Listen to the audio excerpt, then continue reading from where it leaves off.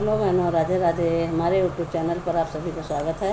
आप लोग कैसे हैं? हम तो अच्छे हैं। आशा करते हैं आप लोग भी अच्छे होंगे, स्वस्थ होंगे, मस्त होंगे। आज हम आप सबके लिए कि बहुत ही सुंदर सा आम और महुआ दोनों की विशेषता बताते हुए बहुत ही सुंदर गीत लेके आए हैं। आप लोग सुनिएगा। अगर आपको हमारी गीत अच्छी लगे तो लाइक शेयर कमेंट द्वारा बताइएगा आप लोगों को हमारी गीत कैसी लगी। आमा महुआ वाकई शीतली बयरिया घरे गरमिया लागई ना, घरे गरमिया लागई ना। आमा महुआ वाकई शीतली बयरिया घरे गरमिया लागई ना, कि घरा गरमिया लागई ना। बैठब मामा की छैया घरा गरमिया लागई ना, बैठब महुआ की छैया घरा गरमिया लागई ना, कि घरा गरमिया लागई ना।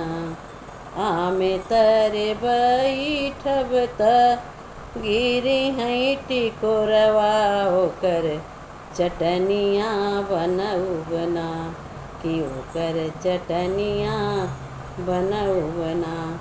अपने ससुरु के परोसबई ओकर चटनिया बनऊ बना, अपने जेठा के परोसबई ओकर चटनिया बनऊ बना। आमे तरे बैठब त गिरी हैं टिकोरवा ओकर चटनिया बनऊ बना। अपने देवरा के परोसबई ओकर चटनिया बनऊ बना, अपने सैया के परोसबई ओकर चटनिया बनऊ बना। आमा महुआ वाकई शीतली बयरिया घरा गरमिया लागई ना, बैठब महुआ की छैया घरा गरमिया लागई ना, बैठब महुआ की छैया घरा गरमिया लागई ना।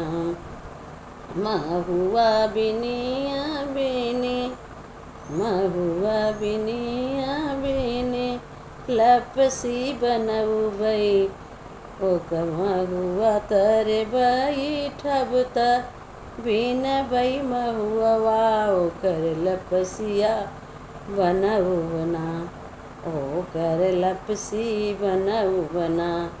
अपनी सासू के खियउबई ओकर लपसी बनऊ बना, अपनी जेठनी के खियउबई ओकर लपसी बनऊ बना, अपनी ननदी के खियउबई ओकर लपसी बनऊ बना।